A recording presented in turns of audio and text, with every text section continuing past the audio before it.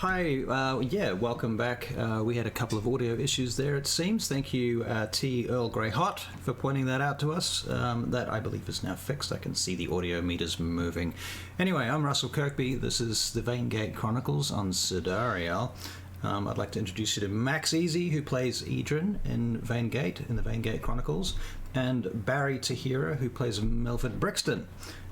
We are here today to listen to Max's letters from Maria, letters to Maria. Maria is his character's wife. So I'm going to hand this over to Max, and he can tell you all about this stuff and then get us underway. This stream will probably be less than an hour, so thank you for coming along and sticking it out. I hope you enjoy. All right, Max, over to you, mate. Hello, I'm Max. I play Edrin Montcoff, as Russell said. We were asked at some time to have a chronicler or someone to write down what's been going on, so we can have a recap that we can all catch up to, both the viewers and us players. And I put my hand up because I wanted to in-game write letters to my wife, and Russell thought it'd be a good idea to have that as also the recap. So I have been doing that on the website that I don't have the link to right on hand, but I'm sure we'll be able to put that up somewhere. I have written and posted the previously unsent but previously written 6 letters, each one detailing not exactly a different episode, but different events. So first one is kind of a bit of a prologue, talking about my travels, my background. Then the second one is arrival in VAINGATE, meeting the legendary Milford Brixton. The third one is information research, meeting Leith, Steve's character. The fourth one is getting all of our illicit dealings underway and meeting Adric Fogdar, which is Michael Baish's character. I believe I hope I spelt that right. I used phonetics for that one. Pronounced that right. And then the most recent one, Adric Fogdar. Adric Fogdar. I meant Michael Baish. I hope I pronounced his name right for that one. Yes, his name is remarkably difficult to pronounce, isn't it? Anyway, sorry. Please continue. Yes, and then I'm currently working on the 7th letter, which details our most recent episode. I'm hoping to get that up before Thursday. But yes, I have the 5th letter, the Descent, the Trove, and the Guardians Within, recently done, as well as the 6th letter, Morphos and a New Ally. And I'm not sure where we're starting. I believe we're starting at letter 5, because it originally started as Russell and Barry would read them together, and then I joined this chat on a whim, and I was offered to read them myself. So I think we're starting at letter 5, Russell, because I hope everyone's caught up generally on everything else. Yeah, I think we'll start at letter 5. I mean, people can go back and read the previous letters if they want. We could even go back and stream those letters too, if you like. But I think at some point, yeah. Yeah, not today. We'll start with letter 5 today. The 5. I didn't hear about when I died. Oh. I think that's going to be in there. It's literally this letter. All right. Well, good luck. Let's see how Max. this goes. Yeah. Take a deep breath. Awesome. Put into character. So, letter number 5, the Descent, the Trove, and the Guardians Within. Dear Maria, forgive me if my hand seems shaky or my sentence odd, unfinished, or in other ways strange. Many occurrences of the aberrant, freakish, and even esoteric have happened. To delve into such chasmic depths have left me shaken. Not say for my other companions, I'm sure more hardened by their experiences. We left the barracks of the Barkile Annex, which you know we've been employed by, after breakfast and made our way to Xandor Rem, the foreman of this expensive excavation. It was at this meeting with Mr. Rem that we learned to our excitement that we had been promoted to investigate and survey the second dig site. the most recent of the two to have been discovered. This, to our joy, meant that little was known about this area, and thus easy prey for our personal machinations, the ones that we had aligned with Drizael, Hazeldrill, and Millmore Glass. However, Rem had more knowledge that would become vital to our exploration. Firstly, that those mages who ambushed us the day before were hired by the Lepers of Naught, a rival, no doubt, to the Barakyle envoy in their search for items of the rare and the arcane. We were told that, were they to attack again, we would smell some foul or putrid odor penetrate the air. This shall come into play soon. Secondly, that those who had investigated the second dig site had not returned. Naturally, this was to give us warning of what was to come, as well as, I assume, an inferred suggestion that we should perhaps find out what happened to these missing explorers. Yet the foreboding details Rome had imparted upon us took me back to one of Elven philosopher Samael Stardust's works. I had read not long before my father's death, a philosophical guide to existence and existentialism. In the work, Stardust referred to those that had come before and the dark secrets they had uncovered, which no doubt led to their fall, hence why elves and mortals dominate the realm. The main quote that struck with me was this parting line on the chapter: "Delve too deep and you won't sleep." Maria, I dare say we've delved too deep, and now I fear my slumber is troubled by a face I cannot render from my mind. Lest I waste too much page and ink, I shall cease my digression. We were granted a new supervisor and protector, Amir, a wizard of the human lineage whose head was covered with tattooed runes when it was not covered by his hood. Amir was very standoffish, not a conversationalist, but I dare say it was fun having Adric mock me for limited human abilities, only for Hamir to take offense and the dwarf need to backtrack lest he fall out of favor with the very same mages who employed his personage. We ventured on Carson with Hamir through the tunnel that drove under the palatial district where Brixton and Leith had discovered that secret doorway. Adric had issues with his oxen. I think this was his attempt at the distraction we had decided on before, for even before we knew of Hamir, we knew that a delay in a wagon through the tunnel could arouse suspicion. Yet sadly, his oxen were too dedicated to their master to even feign failure. As we ominously clopped past the entrance, desperately seeking some refuge from our movement, I remembered that little factoid on the lepers, those who had attacked us earlier in these same tunnels and therefore telling stench, and messed with some olfactory senses. I caused some small phosphorus-smelling miasma to infest the air and pointed it out innocently to the highly alert mage. Hamir demanded we halt, fearing another ambush, and set Brixton to investigate. Brixton did so and actually did so to the secret door that we had oh my lord. Brixton did so and actually did so to the secret door that we had discovered yesterday. Luckily, Hamir caught not onto our little ploy, nor did the steady-headed Adric, who in all his ease of mind and soul merely took it for a particularly heavy flatus from the oxen, yet I believe Leith had his suspicions. Brixton, having done his sweep, or at least hoped, for we have not yet been debriefed from what he saw, returned, and by then the smell had dissipated. He carried on cautiously, but obviously with no further harassment from potential ambushes. We arrived at the site and entered, Leith granting Hamir light with this small... Apologies. My writing seems to have been gone off here. Leith granted Hamir light with a spell centered on the tip of the mage's staff, and myself by conjuring a lamp, and by the same hand that created the smell, created a spark to light the wick.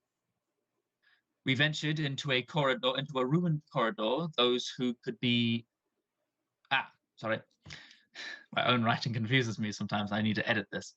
We ventured into a ruined corridor. Those who could see and stealth in the front, those not so included further back. Happening upon a descent, but not excessively wide cavern opening underfoot, Brixton prepared some rope, to which Leith's spectral hand padded off at the end we were seeking to reach, thus making our leaps over much easier. As we gained ground, we found ourselves under an archway that led into a dark abyss before us. The bend reached high above. Adric, the giant expert, made out that it made some mention to a vizier. In literal history and literature, that is one who advises a king or ruler, but I feel like I might have heard that term more recently used to describe some other positional title, but my mind fails to remember, and so it must not be so.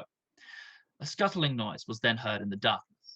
Above us descended a fat and white spider, speckled and blue, with bulging eyes and thick fangs dripping with slick mucus. In the same instant in which we saw it, it vanished, only to hear behind us a scream from Hymir.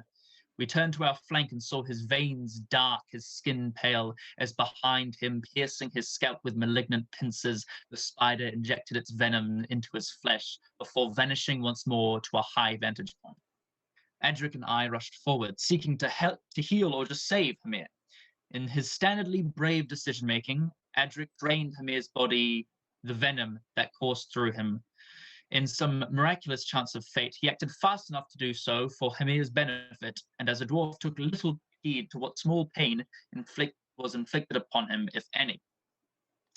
Brixton and Leith had been loosing arrows and spells at the abominable monstrosity. I tried to hit it with one of my own spells, but they fell short due to my inability to see beyond the glow of my lantern, which the creature was cleverly hiding from. Leith landed the kill shot, bursting it into pieces with a bolt of fire, yet covering a good portion of us in juice. While the consensus was that the juice was unnecessary and easily averted, Leith's shot was nonetheless well aimed and well landed, thus deserved our praise for such a well-placed bolt to finish off that foul creature. We queried whether we should turn back as a member had been brought to his knees or to continue. It was decided that Brixton would rush back to whence we started, inform the guards of what we had found thus far, and then return back to us whilst we took a short rest. As I sat wondering if this was such a good idea, I happened to remember some Samael stardust. This expedition seemed to have unlocked a vault of philosophy I have not read since before the Crucible of Fire. Stardust, in an opening forward to one of its smaller volumes, said this of hubris and confidence: "Never let success get to your head, and never let failure get to your heart." Once Brixton arrived, heaving and gasping for air, I felt my spirits lifted, yet my caution heightened, for Stardust did not become a chronicler of Jadorian values for naught. We came into a cavernous hall whose walls had great holes where massive bulbs of white had been inserted. This was the ossuary, mausoleum of tombs for the giant dead, and the great buds of white were their skulls. Whilst Leith climbed over the skulls, ecstatic to find the skulls, the rest of us investigated the droppings on the floor to discern what other creatures had come through here. With our combined heads, we figured they did in fact belong to other spiders, either of equal size to the vanishing one that bit Hymir, or even larger. Adric was making some poor joke about combining the exploded pieces of spider we left behind with fecal matter, and each of us taking command of an appendage or two in some farcical manner of a vaudevillian crap spider, when we heard some voices in the dark and the scuttling of legs, not too dissimilar from that disappearing spider, but definitely in a greater number.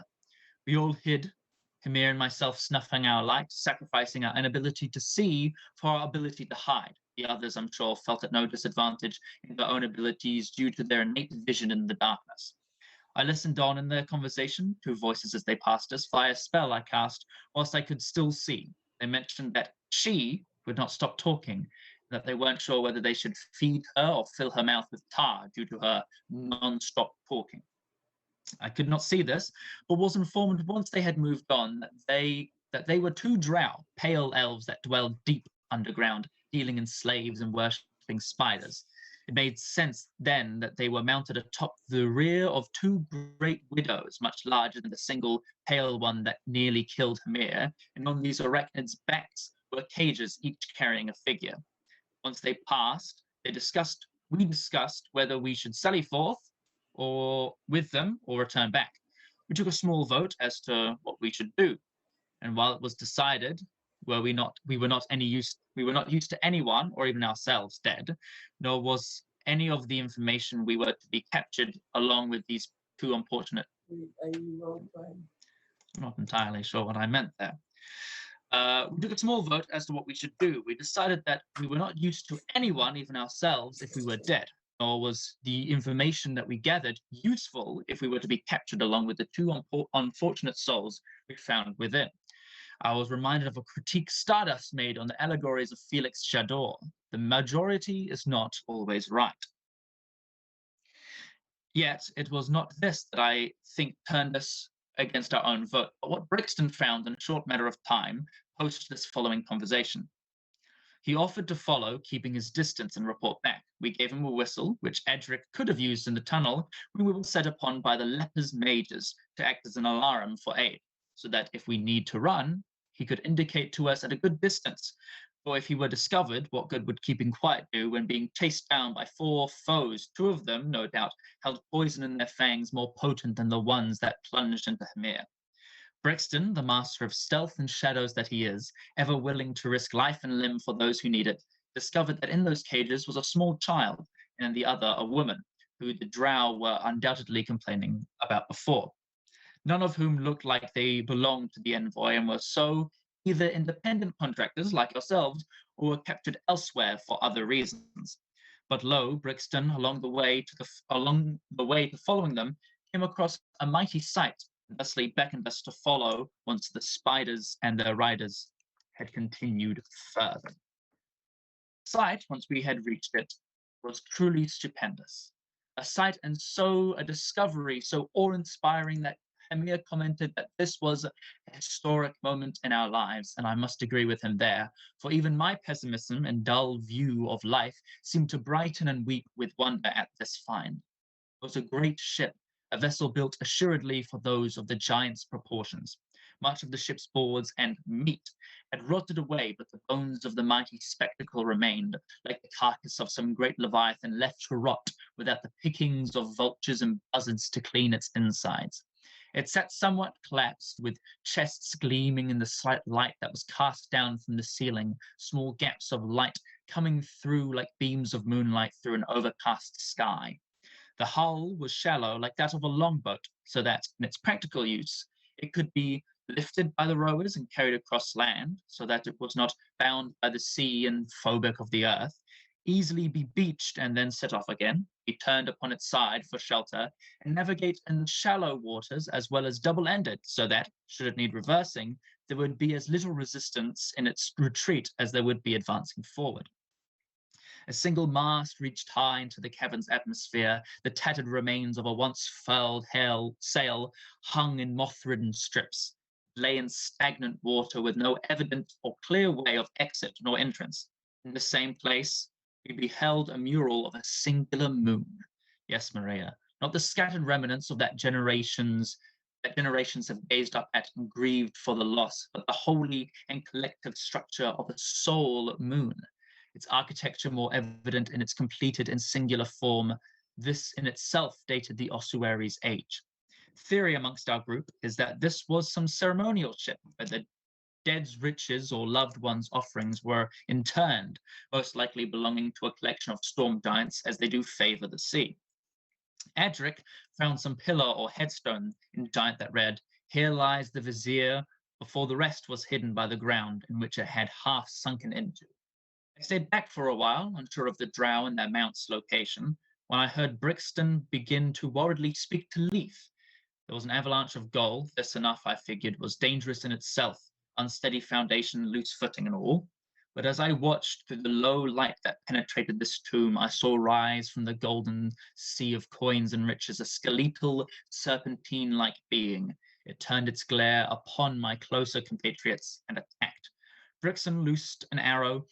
Adric swung his warhammer. Leith magically gleamed an insight into the serpent's defenses and weaknesses, whilst Hamir and I covered with our firebolts. The serpent seemed to do something to Adric, touching him with its skinless nose, then spoke in a deep, rumbling voice, without need for breath, nor tongue, nor lips.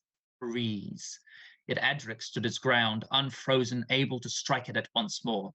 Leith, Hamir, and I damaged it with some quite palpable hits, down the marrow, as Supreme Chancellor for Club Midnight once noted of a knight against something similar in the tales of Sidariel and beyond. It was with a great and well-notched arrow that Brixton was able to fell the beast, as whatever magical or unnatural phenomena that held it together abandoned it, leaving it to fall to pieces, large pieces of vertebrae and ribs scattering across the glimmering gold pieces. It was here that our group hardened by our resolve to go after the drow, as someone well put enough that it would be more hands to carry the gold. Yet this lost ship, the ancient mural of the moon lost to time, and the strange and forgotten guardian reminded me of another entry by that scholarly bard Midnight. In the deep, dark, lost caves, the missing sometimes find the lost. It made me wonder whether we were the missing or the lost. We scavenged the wealth before us to see if there was anything of immediate worth we could take, mainly to aid our rescue of the drow taken. Yet Adric seemed more than happy to laden his pack with gold coins the size of shields. These were the same coin we found the day before, with a picture of some giant's head on the side, and the giant runes called an Annam strike. For the giant's head depicted is supposed to belong to that of Annam, the all-father of giants. Leith and Brixton came across a belt and a hammer, respectively. The belt was massive and given to the giant expert among us. Adric took it in his hands and read the inscription aloud. With Annam's strength, he bellowed, and the belt shrunk to fit his stature. And I must say that when he placed the belt upon his waist, he did seem to look more muscular and energetic in his strength. Brixton's hammer could only be lifted by Adric, who Brixton then gifted it to as naturally befitted his benefit more than anyone else's, claiming Adric should have something big and mean. I, however, found some arcane tome. Oh gods, I wished I did not find it. It was roughly the size of a dining table with a great padlock. Brixton tried to pick the lock, but doing so sent a great blast of force that entered myself and Brixton, sending us flying backwards. Brixton attempted another go, yet it had the same effect, except it was solely he in the radius of the blast. Magic of obviously some ancient Asturian magic that has been lost to time, and a ward on the lock was making shockwaves harm anyone who tried to open it incorrectly. It was safer to let someone of more arcane knowledge and influence open the lock. The two powerful bursts had shaken the coins concealing its cover, cascading into piles and revealing the binding. Hands shake as I recount this. I do not know why I still see it in the dark, like a blinding light seared into my retinas, except it is like a void of darkness that seems to be etched itself into my sight. A face of a giant, yet twisted as if of some abyssal creature, had taken the giant's face and wrenched its features beyond that of kindness and compassions, only able to comprehend anger and hunger and rage. A book bound in the flesh of another sapient being, that in itself was repulsive enough, yet the book didn't seem to lose any sense of sapience or sentience, for its eyes flickered open and gazed at Brixton and myself. I felt my very soul become bare to the gaze of this creature, my own features twisted and hardened, fearing the fate it suffered, fearing the pain that the simple gaze might do to me. I turned my back. The rasping of my voice, the ringing in my ears, and the scratching in my throat made it clear to me that I had screamed upon seeing this book, or this book upon seeing me. I have not screamed like that since I was a child. Could it actually see me? Of course it could, for I felt it peer into my very being and expose my darkest confessions to myself. Could it breathe? Could it smell? Could it talk? Could it scream like it had made me scream? If it did, it decided not to, for it made no sound. I made a sketch, though I know not why I subjected myself to imprint it so vividly, not only into my notes, but also into my mind. I will not subject you to such a sight. I hope that this volume may be one of the few items here that remain lost to time. Yet I feel an agonizingly curiosity creep over my thoughts as to what is within. I leave this here. My brain is pounding, and there is still so much more to talk about. There is still so much to learn. There is much to see. That book holds secrets yet untouched by any mortal for thousands of years.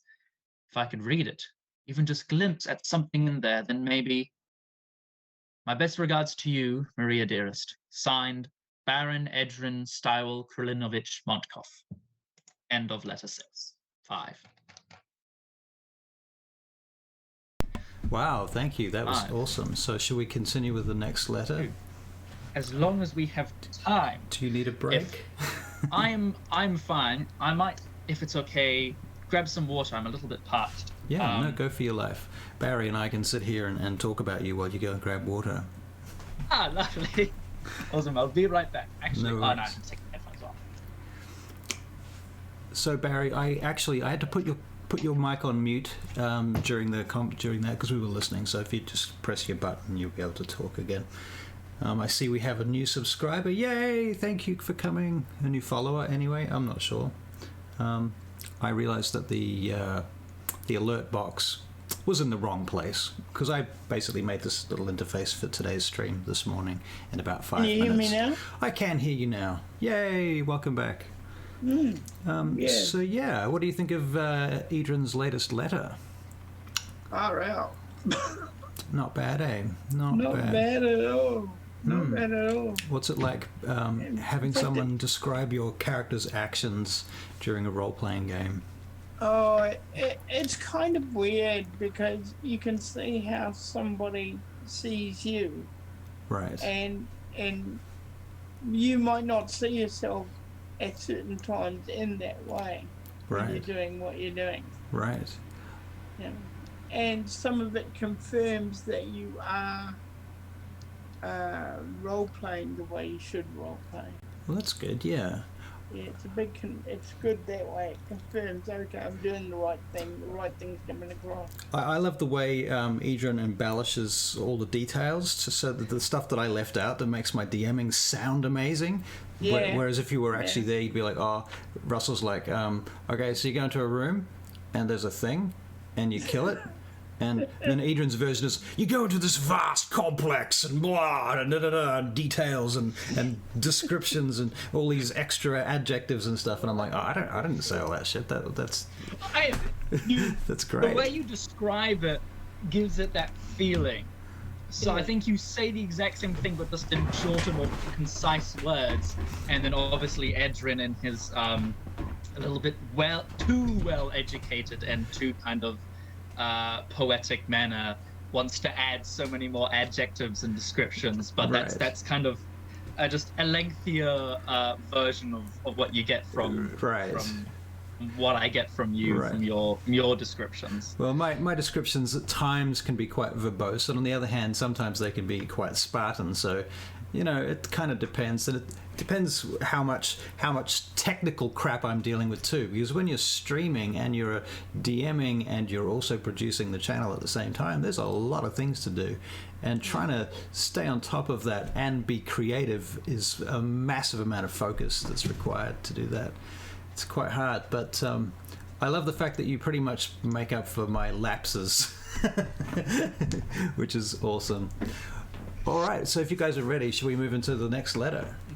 Yes, I will also say, because you mentioned it on the chat, that yes, when people during our stream, as I'm hurriedly making notes and checking the chat, I am, if there's something either just fucking hilarious or really poignant and really kind of cool and dark, I'll make note of who said it and then turn them into a philosopher or a bard of sorts. So I did that with Stardust Sam 115.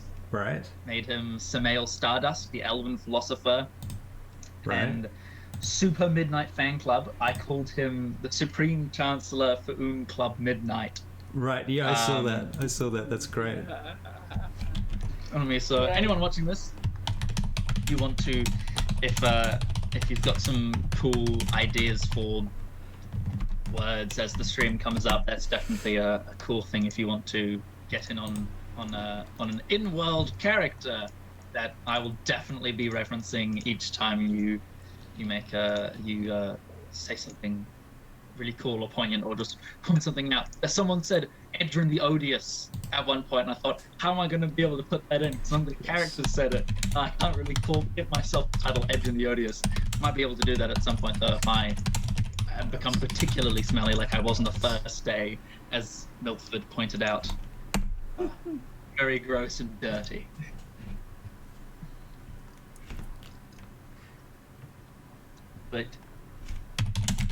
But yes, Maria will hopefully write back once I send them off and once they reach her. I do live on basically the other side. If we're VAINGATE's near the equator, if I'm not, or one of their kind of equators, if I'm not mistaken, It's not yeah, on it, but quite close. I live in basically the Arctic Circle, where it's very cold and sometimes we don't get sun. So it's going to take a long time for the letter to get there. yeah. Vaingate's Is that right? Vaingate's a bit north of the equator. It's like on the tropic. It's on one of the tropics. So it's as in the Tropic of Cancer or the Tropic of Capricorn type of tropic. So it's actually just temperate. It's not a tropical place. It snows in Vaingate. It gets quite cold during the winter, and it gets very dry and hot in the summer. But yeah, generally that's the idea. And where Adrian comes from is a place called the Northern Sky Reaches, which is very cold indeed. Very All right. cold. Yeah. Oh. Yes. So I'll throw it back over to you. Incidentally, if my camera dies, I will just either switch the battery or flick on the webcam. Just ignore me. I'm going to put myself on mute while you're reading, and I'll do the same for you too, Barry. I will do that. Possibly, I have also put an invite into our group chat too. If any of the other players want to join in now, they can as well. I've sent them a link. All right. Awesome. You ready? Wait, ready. All right. Shoot to kill. So, letter number 6, more foes and a new ally. Maria. It has taken me some strength to continue. I wish to compose here what hath happened, and to do so whilst it remains fresh in my mind. Yet sometimes events can be too fresh in the heart to allow recollection without revealing soft skin underneath the fresh scab that hath formed over it. For while this entry contains tragedy and occurrences dark and beyond the pressures of the common mortal, no true loss or grief should yet be spent. Let me allay whatever fears you may hold in your soul after this forewarning forward. No one of consequence or of our band perishes in this installment of my travels, though we knew not at that time what was to befall our most beloved companions. I was snapped from my doodling days, rapidly scrawling what we had just uncovered under the thin layer of gold on the funerary ship, by Leith and Brixton pointing out a descending spider, bigger than the vanishing one, and as bulbous as the others that passed us, with 2 humanoids on their back, each, and yet still seemed unbothered by the encumbrance. The spider, haunter in the dark, has come to feast. If you know not that famous line, it was penned by Faun Club Midnight some 2 or more centuries ago in his Tales of Sidariel and Beyond. As it slowly lowered itself, its sticky wire-like web flashing in the gleams of light, its fangs slick with venom and its eyes ever black with the oblivion of the soulless, it came for us to feast. The others rather heroically attacked the creature. Brixton seemed distracted. It was only when he called out to us, exposing the dropping predator, that I hear his voice a grating rasp. His eyes were wide, and he seemed plagued by some inner turmoil as his arrow went wide. It was only then that I noticed that he too had fallen under the effects of the accursed book. In my own fright upon seeing this sight, I let off a spell as powerful as my will would let me, skewering it as the shard exploded into a pulse of frost. Leith's firebolt sent its system, I would suspect, into some sort of shock, as the body does going from one extreme climate to the other in so sudden a change, before Adric's thrown axe cleaved the arachnid's abdomen in twain, slipping juice and slime, it still twitching as the pressure of its ichor left the grotesque body. Movement was the best course of action. Our delay had only further endangered ourselves, first by discovering an undead or construct of sorts, then by gazing upon a cursed tome, then by narrowly falling prey to another great arachnid. We delved further into the dark with Brixton, as always, leading our way. As the hall continued, 2 grand pillars of giants, immortalized in stone statues so tall that even the longer-lived races of the group could not see beyond their sternum. It was upon cresting a 10-foot or so mound of rubble that Brixton saw 2 ogres sitting around a campfire, laughing and chattering. He halted Leith from advancing, sending him back to warn us. We were loath to risk peeking our unhidden heads over the rubble without Brixton's guidance, so had no clear aim upon them. nor could we hear them clearly, simply their voices, not their words, as nor could we hear them clearly, simply their voices, not their words, as they were too far, and their speech carried and echoed in such a way that we could not discern their original voices from the reverberating copies. Brixton, ever the ingenious and spontaneous thinker that he is, drew from his pack a vial of poison and advanced to the ogres, hoping to spike their food. However, fate finally decided that luck should abandon our friend and leave him at the mercy of chance, for as he sneaked his way towards their meal, an ogre grabbed the half-elf by his neck and slammed him against the floor. Brixton was out cold. Emir suggested a retreat, as risking further lives could be catastrophic and disastrous to our cause. If Brixton had not been wounded, I would have agreed. If Brixton had not been wounded, I would have agreed. But once one is down, all are in. We all agreed that continuing without Brixton would be more dangerous than continuing with an injured Brixton. Amir, the ever selfless and brave mage that he was, stood to watch our backs, whilst the three of us, Edric, Leith, and myself, charged the ogres. Edric, upon reaching an ogre, is smashed by a club, but he takes the monster's blow with glee and deals it back just as good as he got. Leith, with the guidance of his patron, healed Edric before himself dealing a flaming bolt of pain towards an ogre. Sensing an opening, I magically stepped towards the downed Brixton and took him behind a rock for cover, recovering our objective and our friend. Edric, although gravely wounded, stands his ground. The fury of his clan and his people surging through his body, he struck the ogre with such force one could visibly see a portion of its life force beaten from its body. Leith landed another spectacular bolt of fire, Amir sensing an impending loss as Edric nobly takes hit after hit, sends forth a cone of fire like a dragon's breath. Now I truly know what it was like to be at the crucible of fire, and so do these ogres, as the flames lapped at their fatty and swollen forms. Before me, Brixton struggled against death, for even in his sleep, death must battle to claim Brixton's soul. I administered as much as I could. Brixton's heart stopped. Then it started. For an instant it seemed Brixton was gone, then, with that kick to the heart, I once more tried to administer aid, luckily stabilizing his drifting spirit, and his eyes flickered open. Brixton was not only alive, but awake. Edric slayed an ogre, not wanting to go down without taking them with him. Leith's firebolt missed, but still even Leith's magic knows no failure and only provides for the group more. For with this stray spark of fire, for an instant, is a cage hidden by darkness illuminated, and the glint of baleful eyes stare out at us. The captured figures in the cages. Somehow the ogres had taken them. Another searing burst of fire as Hamir's hands spewed forth a storm of wildfire. The last ogre, previously unharmed until now by Hamir's urns, landed a lasting blow on Edric. His chainmail clattered and his warhammer landed a mighty metallic echo as his body fell to the stony ground. Brixton, without a second thought or a moment of respite, drew his daggers and began launching them at the monster before us. The ogre seemed fixed on Brixton, spelling another possibly fatal blow. Then it focused its gaze on Leith as a firebolt seared across its bubbling flesh. Then to Hymir as he cast from his palms another scorching cone of flames. The ogre seemed only concerned attacking who had attacked it last.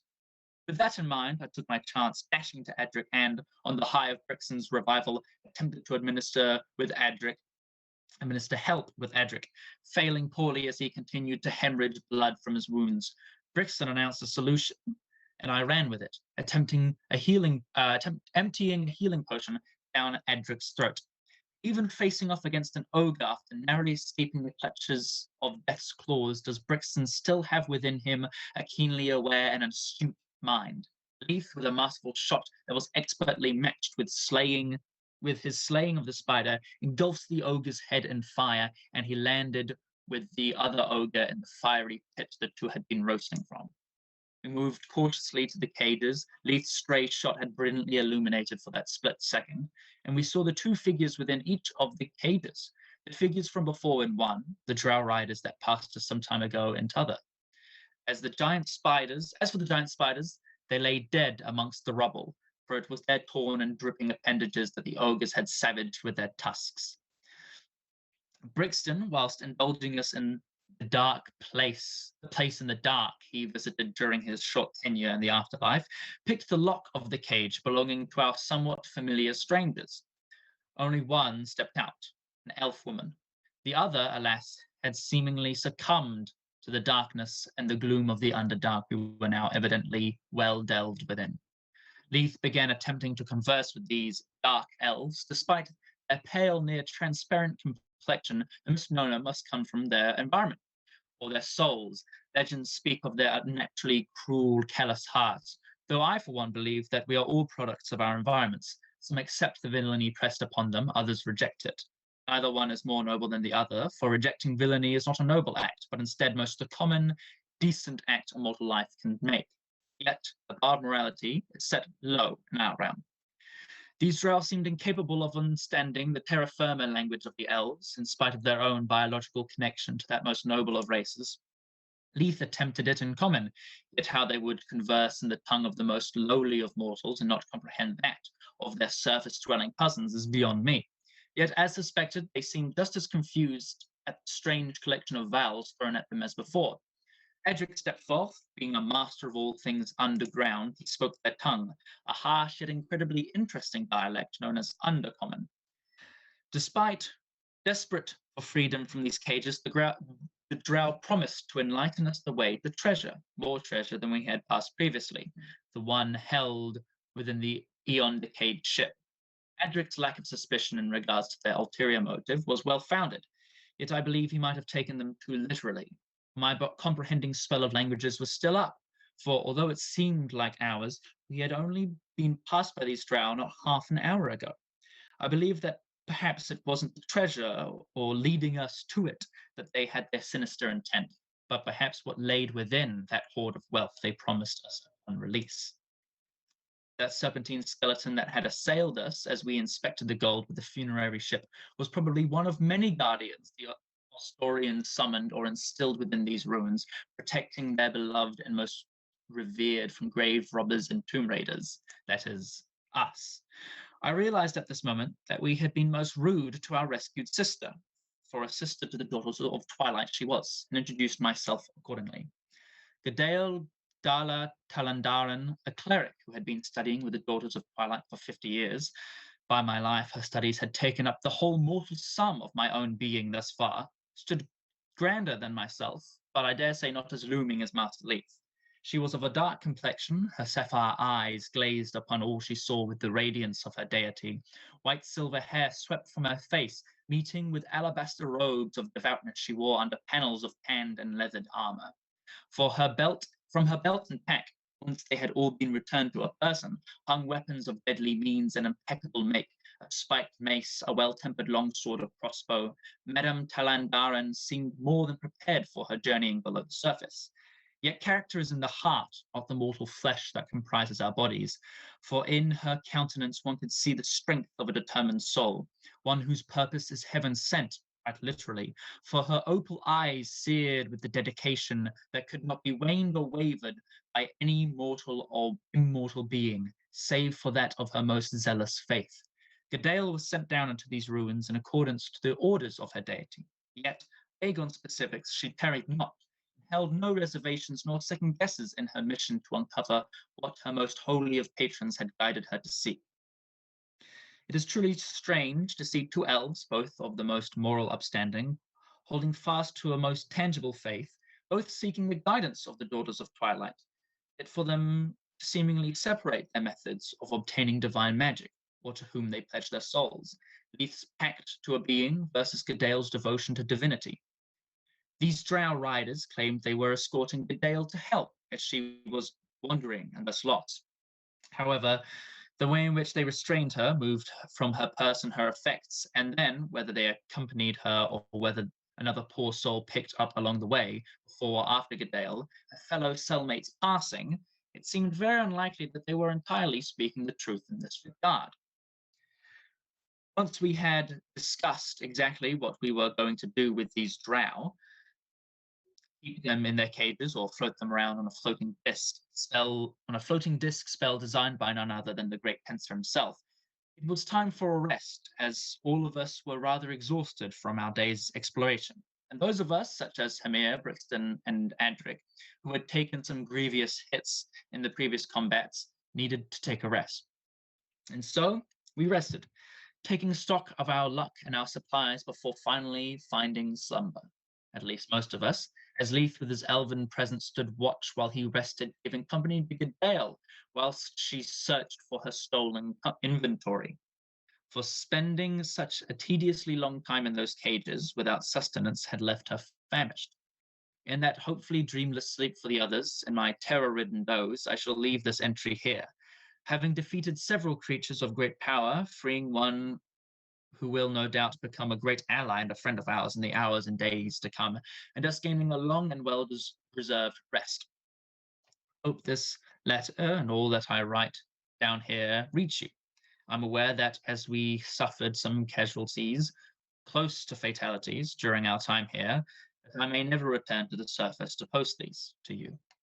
Perhaps some other Barakyle employed fool is down here reading my notes. Perhaps this letter is being discovered another few decades or even centuries in the future by some civilization or peoples unknown to us.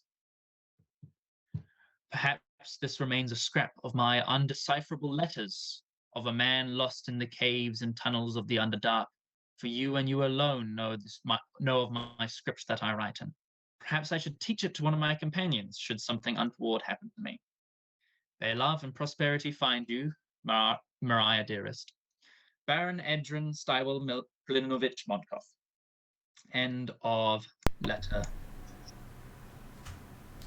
Wow. Wow, very cool, man. Thank you for reading that. Wow. Oh, thank you. Some very vivid stuff in there. And it's so cool to be to go through the story again like that. I mean, I could obviously watch the stream all over again, but that's 3 hours. And this is far more expeditious, one of those words, something like that. One of those words. Yeah, one of those. Despite the 15-minute read time, definitely shorter than 3 hours, but still quite lengthy. Right, and by the way, we had good old Steve Austin in the audience listening to the chat, listening to the stream, and typing in the chat. He's there saying he's Bionic Manitor. I don't know how you say his name. It's Bionic Maninator. Maninator. That could be it. That could be it. I think whilst we've got him on the back foot, we should make fun of him. Just kidding, Steve. We love you, and we love Leith too. By the way, he's awesome. And and I saw Michael Beisch, good old Adric, in the Facebook group. He at least touched on the message link for this, but I don't know whether he had a chance to have a look. Awesome D, great reading, Adrian, by the way. Yes, indeed, great reading. Thank you. Great writing. Thank you. Maybe next time we'll be a little bit more prepared.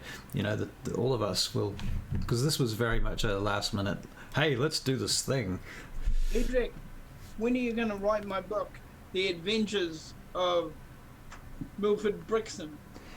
Right. The Adventures of Milford. I am more than happy to write The Adventures of Milford Brixton. If Milford Brixton, in or out of game, will describe to him his previous adventures, and then Edrin can type away and do whatever crazy stuff he needs to be. It'd be quite a good tie-in for that joke we've got, which is those rumors about Milford Brixton. I heard he took on a Hydra with 5 heads. I heard it was 10 heads. I heard it was 2 Hydras with 5 heads apiece. Well, there might be a story about a blue dragon coming up soon. We'll see. Ooh. We'll see. But Milford Brixton and the Blue Dragon. Yeah, Ooh. maybe. Oh, that's gonna sell. Yeah, that will sell. We should do. I can guarantee you, in or out of wealth, that will sell. Barry asked me to do a favor for him, actually, which was to make a video covering all the aspects of the city of VAINGATE. So when he's playing Milford, he's got a chance to go through that and sort of memorize details of VAINGATE and what have you, something along those lines. And I was sort of thinking maybe we could do that as a kind of a stream thing too. We could do that through in a process like this, where we could just do a kind of talk through describing the different things about VAINGATE, talking about what we've seen, all the different places, and make a kind of a record of it on video, which can be used as a kind of an archived thing. So anyone who's new to the stream can go away and watch that. We try and keep it to sort of less than an hour or something. Oh, somebody said we could do a video on races, to be honest. Oh, that's an interesting thing too. Well, yeah, this is the other thing, is I do have, like, for example, today I've got 2 games I'm running with players who are strangers to me in real life. Some of them are Americans, some of them are from different places, who are going to be coming to VAINGATE and to Sidariel with very little idea of what to expect. And having some sort of a video like that, yeah, there you go.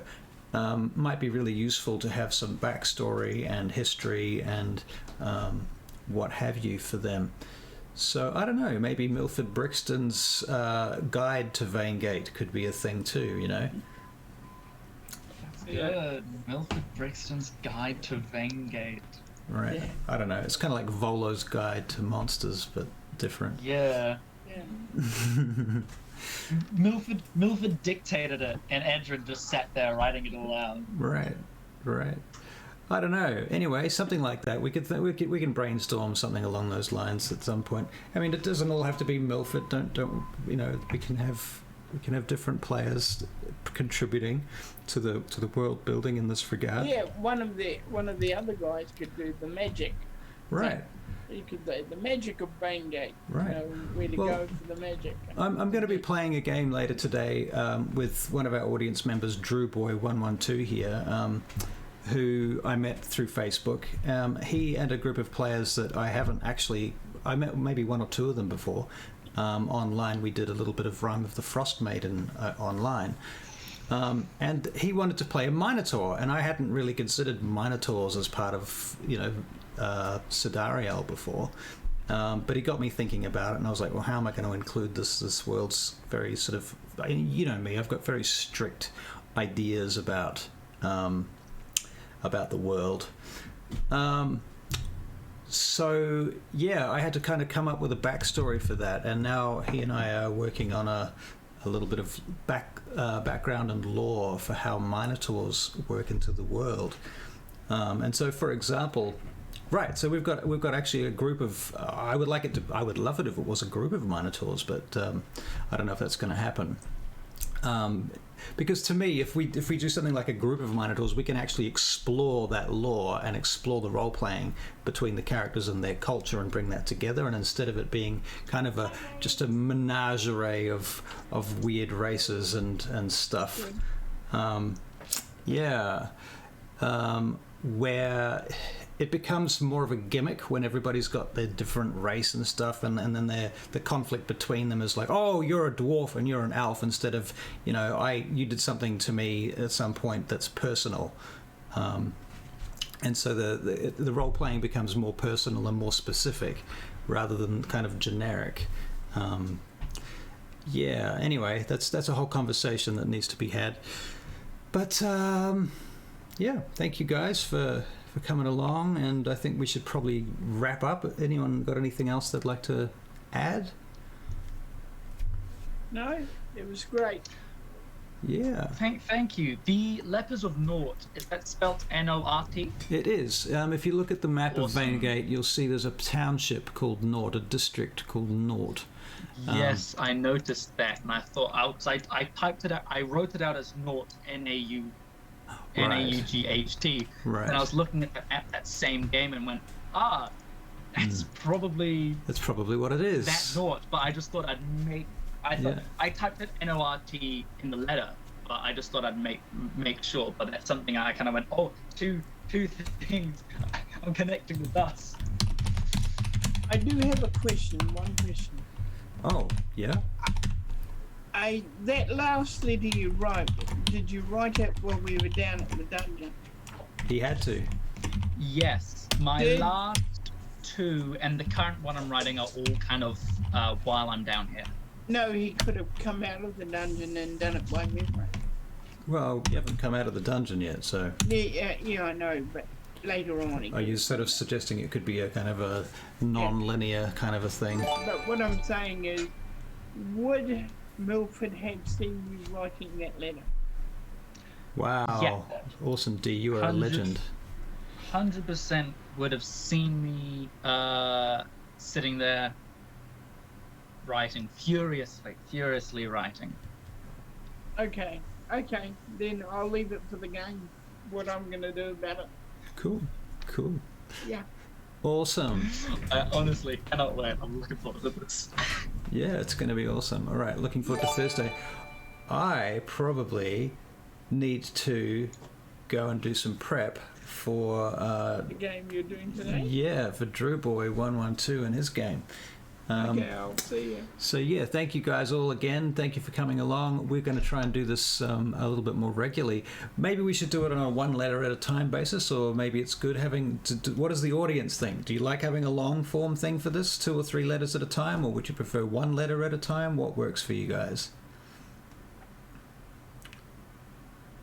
Because the letters are about 15 minutes long each to read. Yeah. So, you know. They're very... I mean, one way is do 1 to 4 in one long stream, and then you can cut things up and then cut it up for an archive later, so that the stream is big and long. But if people want to come back to it later, we can cut it up. Right. As a kind of like a audio. Right. In the archives, we can chop it up. That's for sure. Yeah. Yeah, that is true. But yes, whatever the viewers think is best and easily more consumable. Yeah. 1 at a time? Yeah. Yeah, read them during the day. Okay, cool. We're also thinking about doing some more generic streaming and talking about D&D generally and role-playing and stuff as a group. Maybe once a week as well. So we might have 3 streams in the week. We don't know. We'll see how we go. All right. Well, thank you again for the last time. This time I really mean it. We're going to go now. I will see you on Thursday, my friend. You shall. All right, guys. Thanks. See you Thursday. And Bye. I will. Bye. I'm gonna. Wait. I have to do something very special first. I have to do this. We have to do this. How does it work? Here we go. Everybody's got to do this.